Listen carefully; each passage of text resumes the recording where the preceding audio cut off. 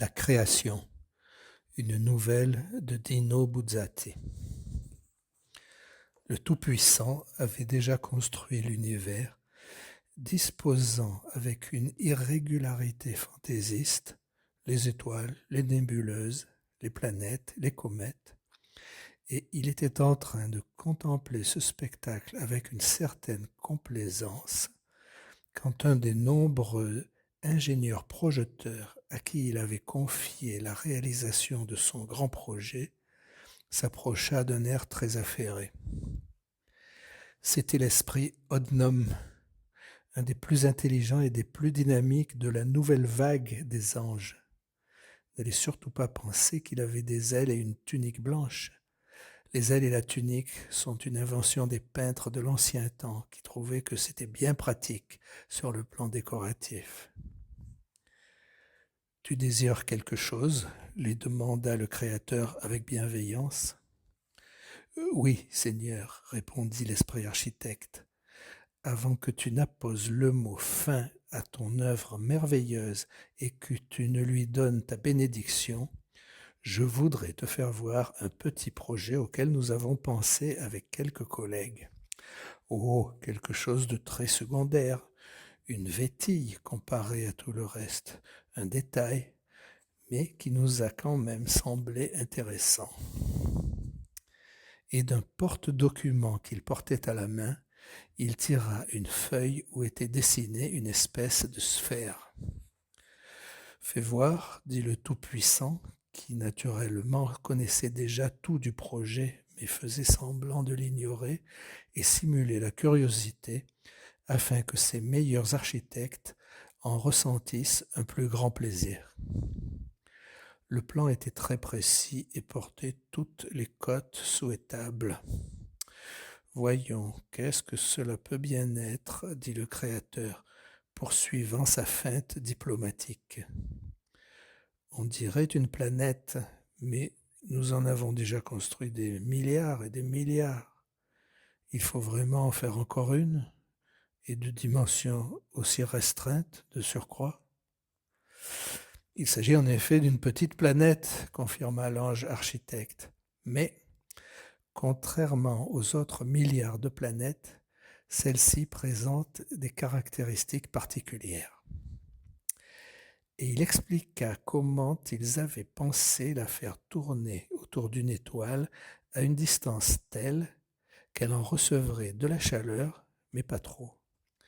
Et il énuméra les éléments du devis avec leurs quantités respectives et leur prix de revient. Dans quel but tout cela ? Eh bien, toutes ces conditions préalables étant réalisées, il se produirait sur ce globe minuscule un phénomène très curieux et amusant, la vie. Il était évident que le Créateur n'avait pas besoin d'explications complémentaires.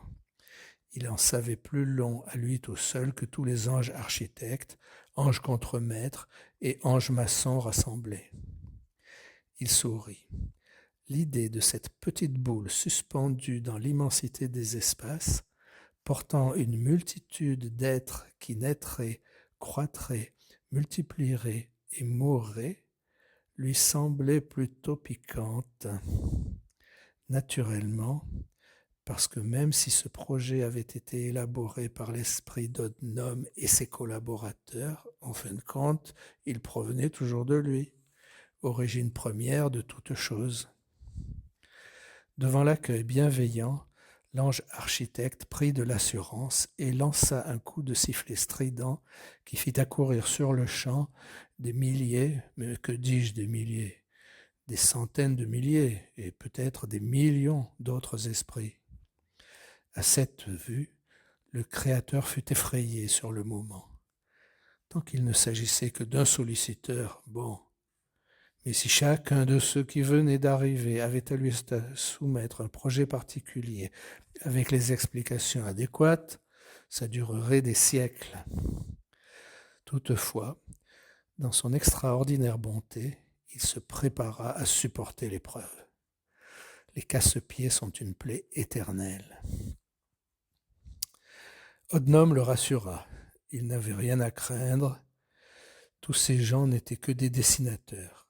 Le comité exécutif de la nouvelle planète les avait chargés de réaliser les maquettes des innombrables espèces d'êtres vivants, de plantes et d'animaux nécessaires à une bonne réussite.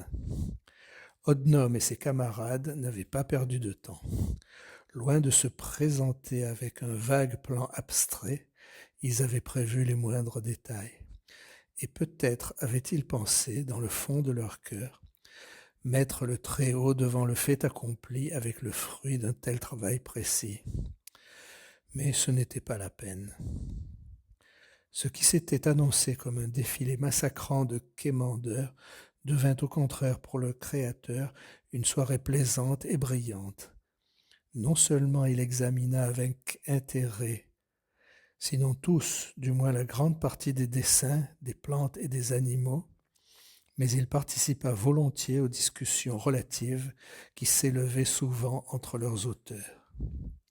Chaque dessinateur était naturellement désireux de voir son propre travail approuvé et éventuellement loué.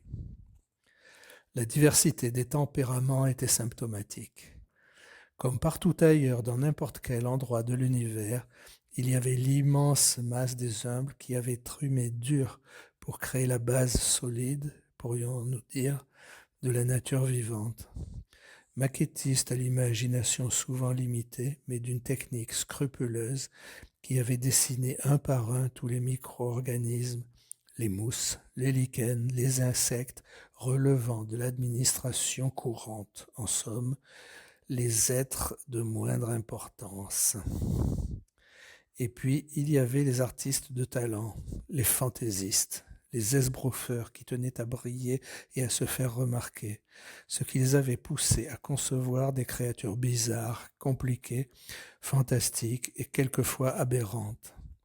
Certaines d'entre elles, par exemple, comme les dragons qui avaient plus de 10 têtes, durent être refusées, jetées à la poubelle. Les dessins étaient faits sur un papier de luxe en couleur et grandeur nature, ce qui mettait en nette infériorité les maquettistes des organismes aux dimensions plus modestes. Les auteurs de bactéries, virus et autres passaient presque inaperçus malgré leurs mérites incontestables. Évidemment, ils présentaient de petits bouts de papier de la dimension d'un timbre-poste qui portait des signes imperceptibles que notre œil humain n'aurait pu distinguer, mais le leur, si. Il y avait, entre autres, l'inventeur des tardigrades qui allait comme et venait avec son minuscule album de croquis grand comme l'œil d'un moustique, s'attendant à ce que les autres apprécient la grâce de ces futurs animalcules dont la silhouette évoquait vaguement de petits oursons. Mais personne ne lui accordait la moindre attention. Heureusement que le Tout-Puissant, à qui rien n'échappait, lui fit un petit clin d'œil qui valait une poignée de main enthousiaste, ce qui lui réchauffa le cœur. Une vive altercation s'éleva entre l'auteur du projet du chameau et son collègue qui avait imaginé le dromadaire, chacun prétendant avoir eu le premier l'idée de la bosse, comme si c'était une trouvaille géniale. Chameau et dromadaire laissèrent l'assistance plutôt froide. La plupart les jugèrent de très mauvais goût. Ils furent acceptés, mais de justesse. La proposition des dinosaures souleva un tollé général. Un groupe hardi d'esprits ambitieux défila en parade, brandissant sur de très hauts chevalets les gigantesques dessins de ces puissantes créatures. L'exhibition fit, indiscutablement, une certaine sensation. Tout de même, les énormes animaux étaient exagérés. Malgré leur taille et leur corpulence, il était peu probable qu'ils survivraient. Pour ne pas chagriner les braves artistes qui y avaient mis tout leur talent, le roi de la création concéda toutefois l'exéquatur. Un éclat de rire général et bruyant accueillit le dessin de l'éléphant. La longueur de son nez semblait excessive, grotesque même. L'inventeur rétorqua qu'il ne s'agissait pas d'un nez, mais d'un organe très spécial, pour lequel il proposait le nom de proboscide ou trompe. Le mot plut, il y eut quelques applaudissements isolés, le Tout-Puissant sourit, et l'éléphant lui aussi passa l'épreuve avec succès. Par contre, un succès immédiat et fantastique alla à la baleine. 6 esprits volants soutenaient la planche démesurée avec le portrait du monstre. Il fut d'emblée extrêmement sympathique à tous et souleva une chaleureuse ovation. Mais comment se souvenir de tous les épisodes de cette interminable revue ?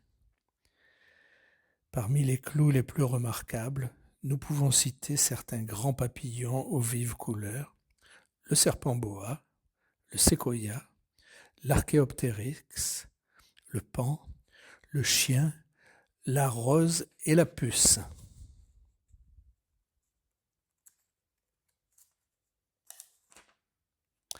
On s'accorda à l'unanimité pour prédire un long et brillant avenir à ces 3 derniers personnages. Pendant ce temps, au milieu de toute cette foule d'esprits qui se pressaient et se bousculaient autour du Tout-Puissant, assoiffé de louanges, un solitaire allait et venait, un rouleau sous le bras. Importun, fâcheux, ô combien assommant. Il avait un visage intelligent, cela, oui, on ne pouvait pas le nier, mais une telle opiniâtreté. Une vingtaine de fois au moins, il chercha à se faufiler au premier rang à coups de coude pour attirer l'attention du Seigneur. Mais sa véhémence orgueilleuse agaçait, et ses collègues, feignant de l'ignorer, le repoussaient en arrière. Il fallait autre chose pour le décourager, et aïe donc, il réussit finalement à parvenir au pied du Créateur, et, avant que ses compagnons aient eu le temps de l'en empêcher, il déploya le rouleau, offrant au regard divin le fruit de son talent. Les dessins représentaient un animal dont l'aspect était vraiment désagréable, pour ne pas dire répugnant, mais qui frappait toutefois parce que totalement différent de tout ce qu'on avait vu jusqu'alors. D'un côté était représenté le mâle, de l'autre la femelle. Comme beaucoup d'autres bêtes, ils avaient 4 membres, mais, du moins en juger d'après les dessins, ils n'en utilisaient que 2 pour marcher. Pas de poils, si ce n'est quelques touffes çà et là, spécialement sur la tête, comme une crinière. Les 2 membres antérieurs pendouillaient sur les côtés d'une façon un peu ridicule. Le museau ressemblait à celui des singes qui avaient déjà été soumis avec succès à l'examen. La silhouette n'était plus fine, harmonieuse et galbée comme celle des oiseaux, des poissons, des coléoptères, mais dégingandée, gauche et dans un certain sens indécise, comme si le dessinateur, au moment critique, s'était senti découragé et fatigué. Le Tout-Puissant jeta un coup d'œil. « On ne peut pas dire que ce soit bien beau, » observa-t-il en adoucant par l'amabilité du ton la sévérité de son jugement. « Mais peut-être cet animal a-t-il quelque utilité particulière ?»« Oui, ô Seigneur, » confirma l'important. Il s'agit, modestie mise à part, d'une invention formidable. Ceci serait l'homme et cela la femme. Indépendamment de l'aspect physique qui, je l'admets, est discutable, j'ai cherché à les faire de telle façon qu'ils soient, pardonne-moi ma hardiesse, à ta ressemblance, ô Très-Haut. Ce sera dans toute la création le seul être doué de raison, l'unique qui pourra se rendre compte de ton existence, l'unique qui saura t'adorer. En ton honneur, il bâtira des temples grandioses et il livrera des guerres terriblement meurtrières. Aïe, aïe, aïe, tu veux dire que ce serait un intellectuel, fit le Tout-Puissant. Fais-moi confiance, mon fils. Non, pas d'intellectuel. L'univers en est exempt par chance jusqu'à présent, et j'espère qu'il restera tel jusqu'à la fin des millénaires. Je ne nie pas, mon garçon, que ton invention soit ingénieuse, mais peux-tu m'assurer de son éventuelle réussite? Que cet être que tu as imaginé soit doué de qualités exceptionnelles, c'est possible, mais en juger d'après sa mine, il m'a tout l'air d'être une source d'embêtement à n'en plus finir. Cependant, je dois dire que j'ai pris plaisir à constater ton habileté. Je serais même heureux de te remettre une médaille, mais je crois prudent que tu renonces à ton projet. Ce type-là, si je lui donnais un tant soit peu de mou, serait bien capable un jour ou l'autre de me manigancer les pires ennuis. Non, non, laissons tomber. Et il le congédia d'un geste paternel. L'inventeur de l'homme s'en alla, en rechignant, sous les sourires discrètement narquois de ses confrères. À vouloir trop bien faire, puis vint le tour de l'auteur du projet des tétraonides. La journée avait été mémorable et heureuse. Comme toutes les grandes heures faites d'espoir, d'attente de belles choses sur le point de se produire, mais qui ne sont pas encore, comme toutes les heures de la jeunesse. La terre allait naître avec des merveilles bonnes et cruelles, béatitudes et angoisses, amour et mort. Le mille-pattes, le chêne, le ver solitaire, l'aigle, l'ichneumon, la gazelle, le rhododendron, le lion. L'importun allait et venait encore, infatigable et, oh, tellement ennuyeux avec son porte-document. Il regardait sans cesse là-haut, quêtant dans la pupille du maître un signe de contre-ordre. Les sujets préférés étaient pourtant tous différents. Faucon et paramécie, armadille et thymbergie, staphylocoque et potocarpe, cyclopide et iguanodon. Jusqu'au moment où la terre fut remplie de créatures adorables et odieuses, douces et sauvages, horribles, insignifiantes, très belles, un bruissement de fermentation, de palpitations, de gémissements, de ululements et de chants allaient naître des forêts et des mers. La nuit descendait. Les dessinateurs, ayant obtenu le suprême accord, s'en étaient allés, satisfaits, qui d'un côté, qui de l'autre. Un peu là, le sublime se retrouva seul dans les immensités qui se peuplaient d'étoiles. Il allait s'endormir en paix. Il sentit qu'on tirait doucement sur le bord de son manteau. Il ouvrit les yeux, abaissa son regard et vit cet importun qui retournait à la charge. Il avait de nouveau déroulé son dessin et le fixait avec des yeux implorants. L'homme, quelle idée folle, quel dangereux caprice. Mais dans le fond, quel jeu fascinant, quelle terrible tentation. Après tout, peut-être cela en valait-il la peine. Bah, advienne que pourra. Et puis, en période de création, on pouvait bien se montrer optimiste. Allons, donne-moi ça, dit le Tout-Puissant en saisissant le fatal projet. Et il y apposa sa signature.